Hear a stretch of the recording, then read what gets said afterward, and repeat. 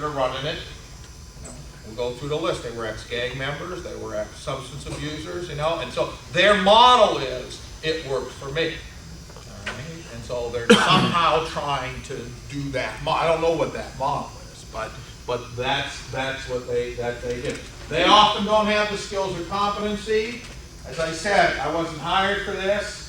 And here's a big one, they're not challenged by the supervisors. It's one of the biggest things we see in institutions, for example, when we go in and try to do things. It's real tough. Those supervisors don't want to challenge the staff. And you see why. They eat lunch with them, they come out of the ranks. I mean, there are all those reasons. That's part of it. These are some of the things we see that go wrong with assessment. Folks don't take assessment seriously. They think it's just something that the court's making us do or the state's making us do.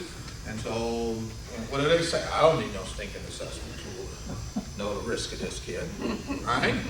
I already know that, And so, it's getting folks to understand that while some of you are very good at sitting down with a kid and figuring out their risk and figuring out, their problems, all right? That what happens when that kid moves to somebody else? Right? For example, in Ohio, we found that if you don't share the assessment with treatment providers, effects go way down. Right? Because what do? They get the kids in and they don't assess them well, or they don't assess them at all, and the effects aren't as strong. So organizationally, assessment is very important, and you've got to get folks to take it seriously. Often ignore responsivity factors. As I said, responsivity factors are those styles of learning or barriers that kids may have. Right? We can all think of the easy ones, cognitions, right? If I've got a kid who's a slow learning, slower functioning, I can't start doing thinking reports with him right out of the bag, right? He doesn't get that. I've got to go about it differently. If I've got a kid who's not mature, I can't expect a certain level of response from him. Race can be responsive. Gender can be responsive, right? How you approach girls may be much different than how you approach boys, right? I have 3 daughters and a son. I can say to my son, what were you thinking, right? My daughters, I got to go in and sit down and say, oh, so Jennifer, oh, I love your shoes. What are you doing? But let me say this. My targets are the same. Where are you going? Who are you going with? What are you going to be doing? Okay? But how I approach them is much different and my son. I can be more direct. We can talk differently than I might with my daughter. But I'm still focusing on those same targets. That research is pretty clear. Those targets are very similar. So don't ignore responsivity. So when you assess that kid with the YASI and you sit down and I think the YASI does list the barriers, right? It does have a place, but pay attention to that. I mean, that's important because if that's getting in the way of your trying to change this kid's behavior, you got to address that barrier. Of course, this is the big ones that I was really talking about this morning. Assess them, then you don't use it. Everybody gets the same treatment. I was up in Lansing, and we did one of these same things we're doing in Richmond. We did Lansing like in 2003, and the judge invited me back up just recently to take a look at what they're doing, and they did no assessment in 2003. And now they do a credible assessment of these kids. And he told me, he said, I don't put low-risk kids through this court. He said, I have prosecutors complain about it. I even have family complain about it. He said, but I'm not going to make these kids worse. If they come back again, that's different. So but they got hooked up with Michigan State, and Michigan State has done this incredible work with their assessment data. They have clusters of treatment, because remember, you can be high risk for different reasons. Right? And so, like if you watch the tape downstairs with that kid, clearly that kid, he's easily influenced by others. Right? And that's a problem with that kid. He's not a leader. Right? That's okay. Not everybody's a leader. Right? But that's a risk factor for him. For another kid, he may be the leader. Right? So they both have peer relationship issues for different reasons. So you got to use it. We don't develop or update treatment plans. We don't reassess.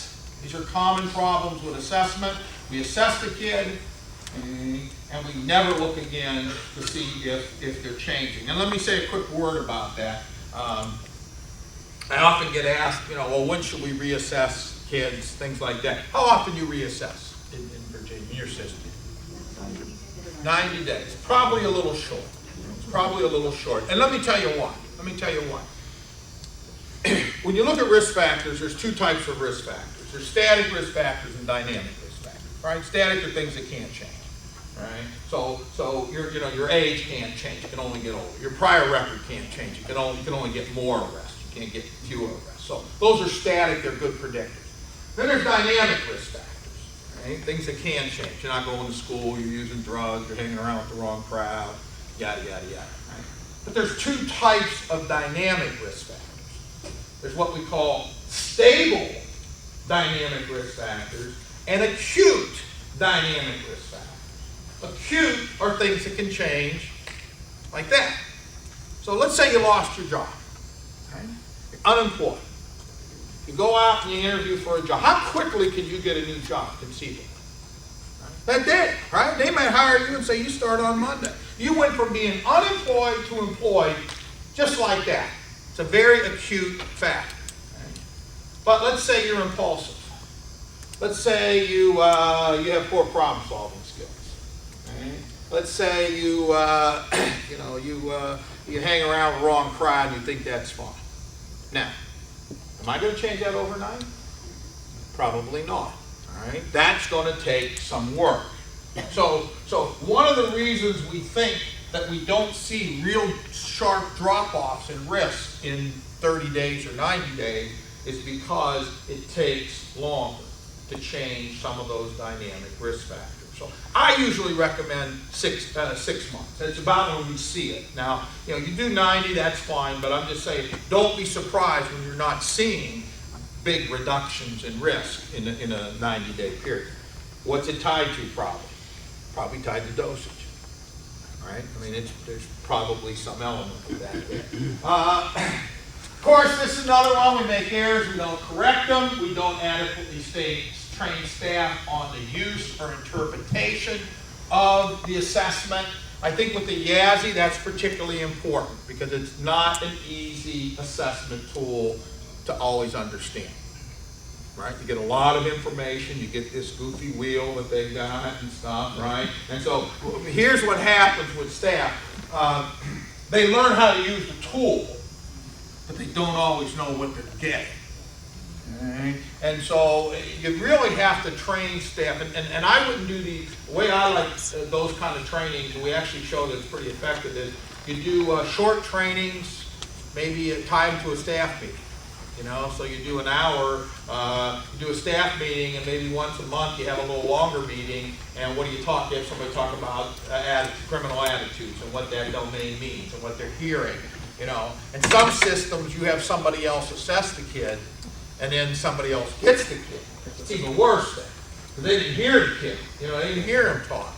So now you have to figure out a way, how do you make sure your staff understand what that kid's thinking and what his attitudes are and so forth. And of course, they're not always validated or normed. I know you're doing that here in Virginia, and you should be doing that. And sometimes you don't budget for assessment. Those are other things we see with assessment. Treatment, not only the kids, but the staff, in terms of learning the words but not the music. Sometimes you do just enough to pass the test, okay, to move them through. All right. We certainly know that what happens in schools when we do that. All right, we produce kids that don't do well, and so you have to move away from just getting them through the lessons to getting them to make sure they understand it. You get these curriculums that are 20 weeks. Not every kid's going to get it in 20 weeks. Some kids are going to have to do more with it. One of the ways we do it now is we develop what we call advanced practice sessions. And so it's a way to increase dosage, within the curriculum. Again, we take the parts we like.